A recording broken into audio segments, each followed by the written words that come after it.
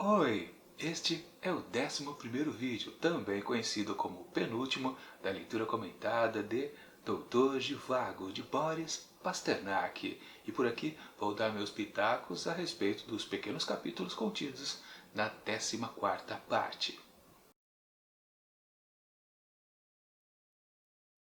Bom pessoal, reta final aqui da publicação desse grande escritor russo, conhecido como ter feito um livro que foi censurado pela política vigente lá na antiga União Soviética, quando ele escreveu a obra lá pelas beiradas de 1955 e por aí vai. Claro, a história trata justamente do período do início da Revolução Russa e de alguns desdobramentos, sempre levando em consideração as aventuras do Doutor Zhivago, sim, o personagem principal dessa história, o Yuri, e também o sua moçoila, que ele está completamente apaixonado, a Lara. Pois bem, então neste derradeiro, a gente pode dizer que é derradeiro porque esta quarta parte é intitulada O Fim. E aliás, ela abre já escancarando o que a gente vai encontrar por ali, porque o narrador diz pra gente: bom, e só falta contar a respeito dos últimos anos de vida do Yuri. Pois é, entre 8 e 9 anos. E a história realmente dá esse pulo de alguns anos, né? Justamente depois que ele sai lá de onde ele estava, lá em Varínico, e ele se dirige então para Moscou. Aí a primeira pergunta que a gente já faz: caramba, por que ele já não fez isso? Qual foi a real intenção do Yuri em ficar por lá, não acompanhar a Lara, sua grande paixão, e não aproveitar, claro, principalmente a oportunidade que aquele advogado deu aos dois? Na verdade, não só a Lara, deu também para ele, para o próprio Yuri. Seja lá o que pudesse acontecer, claro, ele também tinha oportunidade, mesmo que ele talvez não quisesse ficar com o Lara no final das contas, depois que terminasse a viagem, eles se dirigiam a Vladivostok. Ele poderia muito bem partir para a Europa e encontrar finalmente a sua família. Afinal, ele diz que ama, não ama? Será que ele ama? Deixou de amar? Bom, a gente não sabe, porque na verdade essas informações não foram passadas para a gente. Primeiro, durante toda a publicação, e por último, até também aqui nesse derradeiro conjunto de capítulos finais intitulado O Fim. Sim, nós não sabemos por que ele... Primeiro, por que ele quis ir para Moscou? Ele não podia ter morrido, ele não queria morrer, ele não estava no estado depressivo, que aliás é colocado aqui claramente pelo narrador também. Ele viveu, quer dizer, ele diz que os últimos anos dele foi nessa pegada, mas se a gente for analisar realmente toda a vida dele, ele já é assim, uma pegada depressiva desde o momento que ele perdeu a mãe, né? Aquela reação que ele teve. Aliás, naquela época, digamos que a gente compreendia um pouco o sentimento do personagem, pois estava enfatizado no texto justamente isso, aquela impressão dolorosa do mundo, né? Frente àquele momento que ele já estava órfão. Mas depois, ao longo da história, a gente nunca mais teve essa sensação super clara do que passava pela cabeça aqui então do nosso protagonista, o Yuri. Nunca. Em todas as suas decisões ou não decisões, a gente não está sabendo exatamente o que ele estava pensando naquele momento específico. E resultante depois, onde acontece um desdobramento aqui e acolá, a gente também não fica sabendo. A gente sempre está completamente à deriva, sem saber o que passa pela cabeça de Yuri. Então ele volta para Moscou, né, bate o pé e passa por outro perrengue. Ele passou por vários perrengues, na verdade, durante toda a sua aventura. Mas a gente se divertiu com isso ou não? No final de contas, a gente não tem o desdobramento, na verdade. A gente sente a dor, talvez apenas fisicamente, porque é relatado que ele sofre uma coisa aqui, toma um tiro, é sequestrado, ou sofre, fica maltrapilho. Aqui ele fala que ele estava mais imprestável do que estava quando ele saiu lá dos partisans, né, do Exército Verde, e fugiu para Varínico. Ou seja, aqui ele estava no fundo do poço mesmo. Mas, tá, isso é uma coisa física, do corpo dele que estava sofrendo. Mas, e a cabeça? A gente quer saber o que passou pela cabecinha dele. A gente não sabe. Enfim, o que vale é que, bom, e no meio do caminho, né, descobrimos que ele não vem sozinho para Moscou, né, não volta para Moscou sozinho. Ele encontra um jovem pelo meio do caminho, que ele não reconhece no primeiro momento, mas depois o próprio, né, jovem diz: não, eu sou aquele garoto lá que você conheceu na viagem de trem, naquela viagem que ele foi lá, então, para aquela região lá dos Urais, né, que foi aquele garoto Vassia. Lembram dele? Bom, na verdade nem importa muito, porque por que ele voltou também? É uma coisa meio esquisita. Não tem lá muito serventia, claro. Eles ficam amigos, o garoto cresce depois, aliás, fica adorando o Yuri, aquela figura assim, talvez de um pai substituto. Eles têm uma boa relação, mas depois as desavenças acontecem, porque justamente Vassia cresce, começa a ser independente, tem as suas visões políticas e começa a se chocar um pouco com o que o Yuri pensa, que talvez ele seja um arrependido da tal revolução que aconteceu lá na Rússia. Mas é naquelas. Essas passagens um pouquinho filosóficas, um pouquinho ideológicas e também principalmente políticas, né, notas políticas, são interessantes no momento que a gente vê, mas depois a gente percebe, poxa, no fundo elas estão distantes da aventura, talvez principal do próprio personagem. A gente não sente uma conexão entre uma coisa com a outra, tanto que se perde depois, se você passa pelas páginas, poxa, bom comentário a respeito daquela situação política ou ideológica que esteja ali sendo comentada, mas depois isso evapora da nossa cabeça, porque realmente ela não está impregnada na história em si. Mas enfim, depois acontece uma desavença entre eles. Esse jovem que amadureceu, virou um adulto, ficou independente, ele vai embora e deixa Yuri abandonado.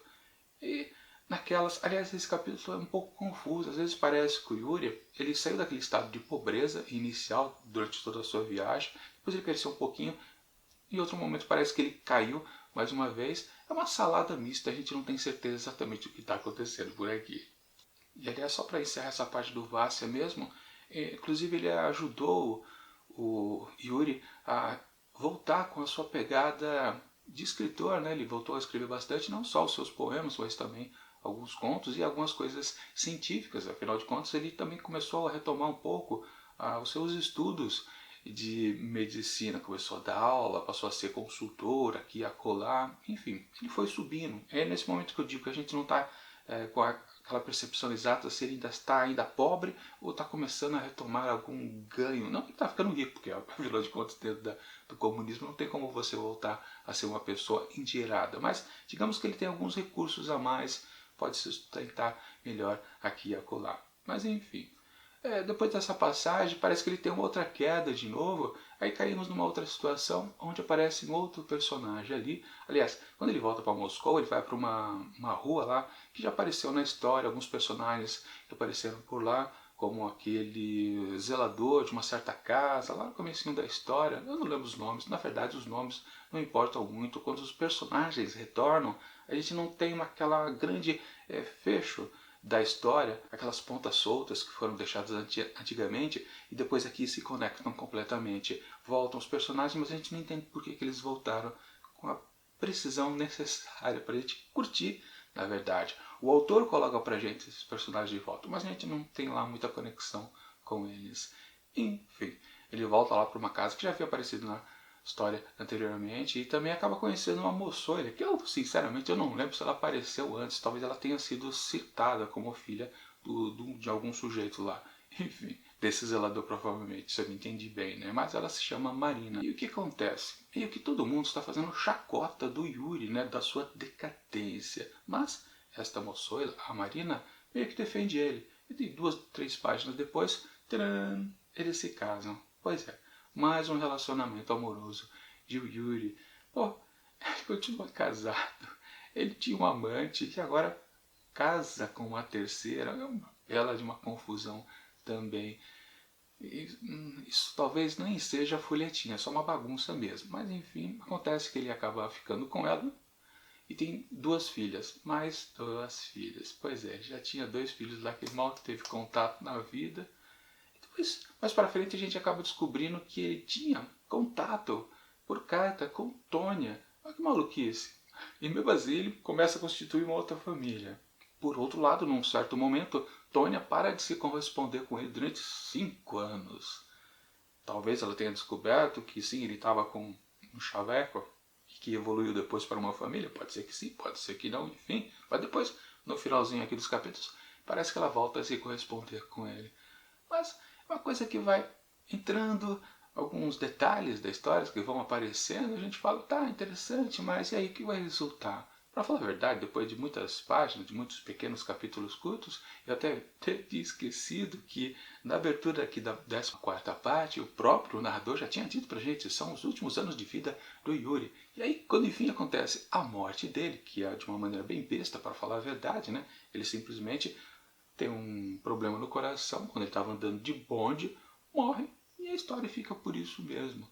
E a gente fica naquela sensação, caramba, que coisa esquisita. Como também, aquele comentário que o autor faz também daquela personagem já velhinha que fica o tempo todo andando mais rapidamente, sendo uma velhinha, né? Andando na rua mais rapidamente que o próprio bonde onde o Yuri está a bordo. O bonde anda um pouquinho, quebra, anda um pouquinho, quebra, anda um pouquinho, quebra. E a velhinha vai passando os minutos, ela acaba passando de novo pelo bonde. O bonde avança mais um pouco na rua, depois ela volta a passar o bonde porque o bonde quebra mais uma vez. Claro, tudo isso aí, na verdade, é uma metáfora, né? Pode falar da metáfora, né? Essa velhinha aí, na verdade, eu acho que ela era, se eu não estou confundindo as coisas, uma das costureiras lá do antigo ateliê da mãe da Lara. Aliás, o que aconteceu com a mãe da Lara? Acho que nunca falou que ela havia morrido, né? Em algum determinado momento da história. Acho, talvez. Enfim. Mas voltando então à metáfora. Claro, é uma metáfora da própria vida do Yuri, né? Ele está avançando, mas depois ele para. Mas o que que para?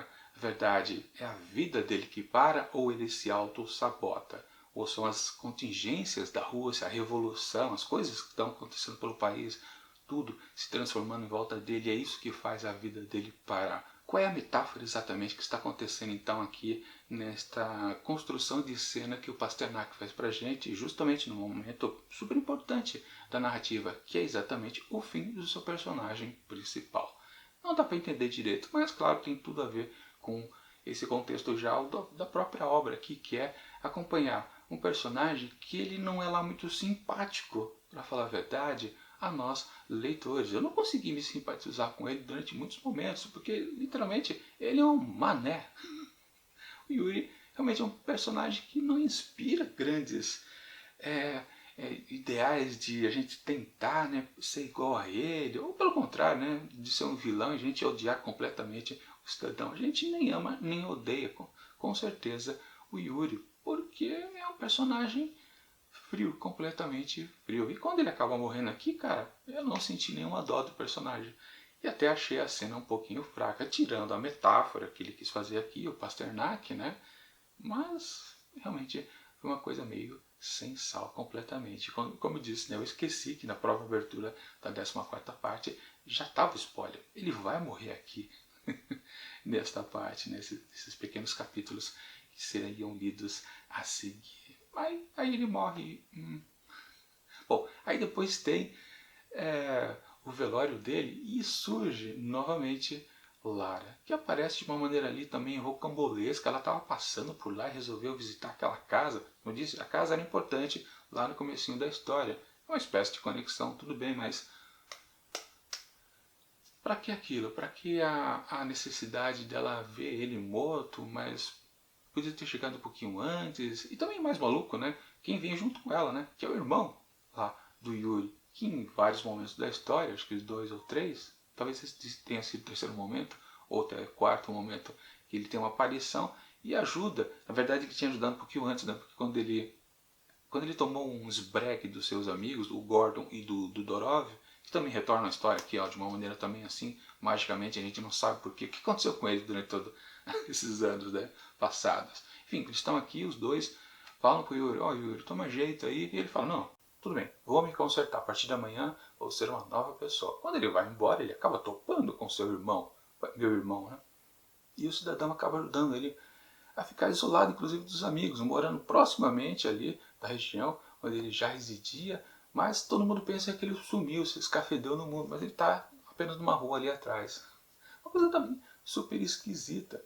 Enfim, e ele retorna, o irmão então aqui, no momento do velório. Para quê? Não sei. Quer dizer, há uma definição clara, porque ele quer juntar todos os escritos do Yuri. Aliás, ele havia produzido bastante, como eu comentei, nesses últimos anos, nesses últimos 8 ou 9 anos ali em Moscou, né, vivendo bastante coisa do que ele havia já escrito antes, ele publicou, fez bastante publicações com a ajuda lá do Flácia, enfim, ele produziu bastante nos seus últimos anos de vida, o irmão que estão reunidos aquilo, contando com a ajuda de Lara, porque como ela teve mais contato com ele, principalmente com sua obra, ela saberia catalogar tudo aquilo.